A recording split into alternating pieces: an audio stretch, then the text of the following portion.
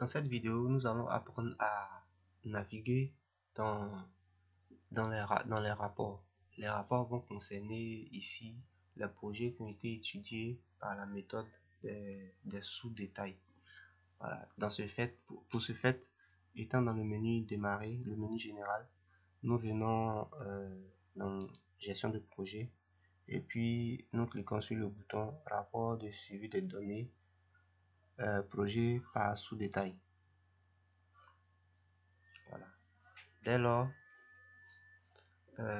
nous avons un affichage et la première chose à faire lorsque cet affichage apparaît, c'est de cliquer sur le bouton mise à jour des nombres d'études. En fait, ce clic va permettre de mettre à jour ce tableau là dans l'onglet nombre d'études. Voilà. Et puis après cela, nous pouvons sélectionner l'année pour laquelle nous souhaitons visionner les données cumulées en termes de rapport. Donc bon, ici en l'occurrence nous avons 3 années, hein, mais ça va dépendre du nombre d'années cumulées d'études que vous aurez faites, comme je l'ai dit, uniquement que par la méthode des sous-détails de projet. Pourquoi cette méthode? Parce que dans les rapports, nous aurons à visualiser des données cumulées concernant les dépenses prévisionnelles en fourniture, en matériel et en main-d'œuvre. Et comme c'est uniquement à travers les projets étudiés par la méthode de sous-détail que nous pourrons avoir ces données, raison pour laquelle les rapports permettent de faire des cumuls en fonction de l'année de ces études, voilà, l'année de réalisation de ces études. Donc, comme je l'ai dit, après avoir ouvert cet affichage, on clique sur une mise à jour du nombre de projets et puis par la suite on sélectionne une année et immédiatement on peut commencer à visionner les différentes données à travers les onglets qui sont là.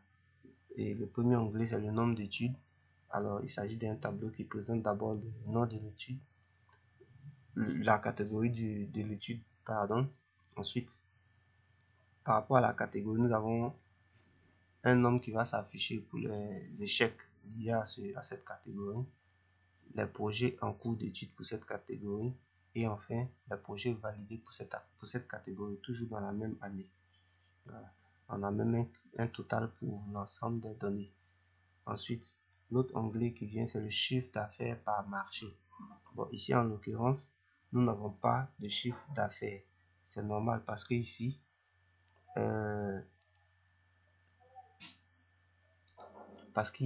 voilà, nous avons un projet qui est validé.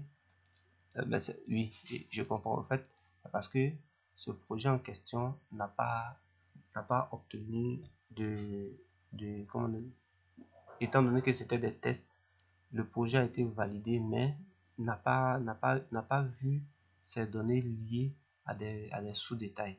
Donc, raison pour laquelle il n'y a aucune donnée ici. Mais bon, on va essayer de voir. Voilà. Ici non plus, il n'y a pas de projet. Voilà. Voyons voir. Je fais une mise à jour. Voilà. Ici, on a 2 projets qui ont été validés par catégorie pour l'ensemble, mais un projet pour chaque catégorie. Voilà. Ensuite, voilà, le chiffre d'affaires. Pour le premier type de projet, nous avons un chiffre d'affaires de 40 000 et le deuxième 1 million. Voilà.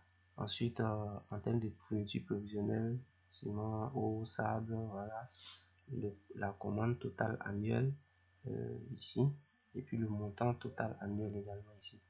Nous avons également le matériel, les mêmes données, la bétonnière, le cumul horaire annuel, et puis le montant de revient de ce cumul annuel.